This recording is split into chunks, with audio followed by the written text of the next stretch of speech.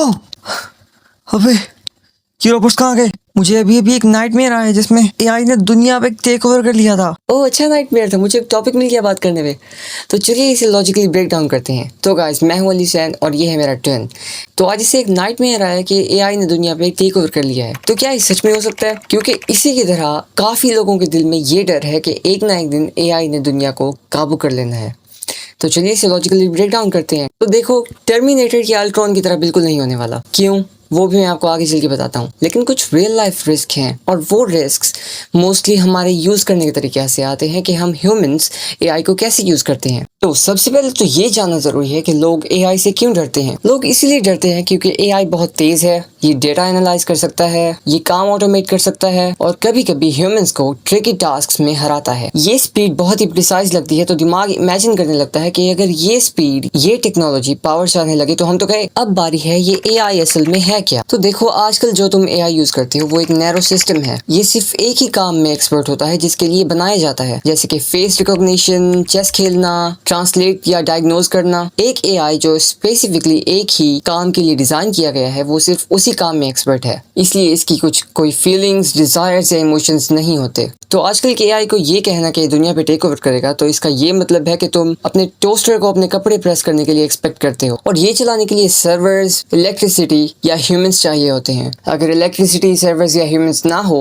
तो AI collapse हो जाएगा, ये खुद ही बंद हो जाएगा और इससे इसका ये रिस्क कम होता है कि दुनिया पे टेक ओवर करेगा। तो अब बात करते हैं कि एआई टेक ओवर इतना ईजी क्यों नहीं है। मैं तुम्हें 3 पॉइंट्स बताने वाला हूँ। इंफ्रास्ट्रक्चर डिपेंडेंसी, एआई को एक बड़ा हार्डवेयर या बिजली चाहिए। रॉबोट आर्मी बिना फैक्ट्रीज, चिप्स या पावर्स के नहीं बन सकती। नंबर 2 पे है स्पेशलाइजेशन। एआई सिर्फ एक ही काम के लिए स्पेशलाइज्ड होता है, वो सिर्फ एक ही काम कर सकता है जिसके लिए वो बनाया गया है। पूरे गवर्नमेंट या आर्मी को रिप्लेस करने के लिए हमें बहुत सारे एआई सिस्टम्स चाहिए जो परफेक्ट सिंक में काम करें, लेकिन ये महंगा और फ्रेजिल आइडिया है। नंबर 3 पे है नो एजेंसी, मतलब एआई सिर्फ दिए गए गोल्स फॉलो करता है, अपनी मर्जी से कॉन्कर नहीं करता जब तक हमने उसे गोल ना दिया हो। मतलब इंसान की गलती मशीन की बैड इंटेंशन नहीं होती। Ultron style take over impossible है, लेकिन इसका ये मतलब नहीं कि रिस्क जीरो है। तो चलिए मैं आपको रिस्क बताता हूँ। तो देखो, रियल प्रॉब्लम्स अभी भी हो रही हैं।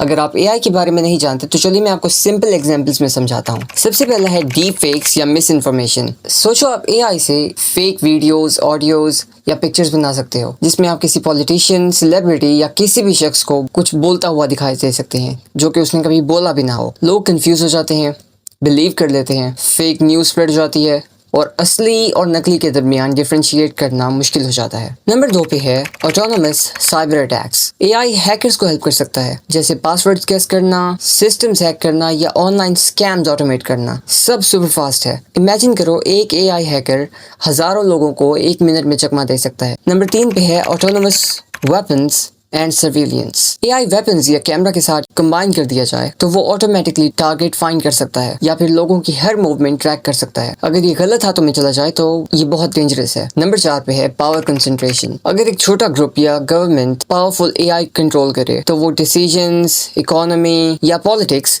अपने फेवर में मैनिपुलेट कर सकता है। मतलब पावर बहुत ही कंसंट्रेटेड हो जाती है और आम लोग बहुत ही हेल्पलेस फील करते हैं। तो असली डेंजर हमें एआई रोबोट से नहीं बल्कि इससे है कि हम एआई को कैसे यूज करते हैं। तो चलो अब बात करते हैं कि सेफ कैसे रहना है। सबसे पहले है AI safety and alignment research. अगर आजकल के एआई साइंटिस्ट्स या एआई प्रोग्रामर्स एआई को ये सिखाएं कि ह्यूमंस के लिए क्या इंपॉर्टेंट है, जैसे कि एआई को समझाना ये काम करना जिसके लिए तुम स्पेशलाइज्ड हो लेकिन ह्यूमंस को हार्म मत करना। नंबर 2 पे है इंटरनेशनल रूल्स एंड ओवरसाइट। मतलब कंट्रीज मिलकर डिसाइड करें कि एआई के वेपन्स या सर्विलेंस के मिसयूज को रोकने के लिए क्या रूल्स बनाए जाएं, जैसे कि आर्म्स कंट्रोल। नंबर 3 पे है टेक्निकल गार्ड रेल्स।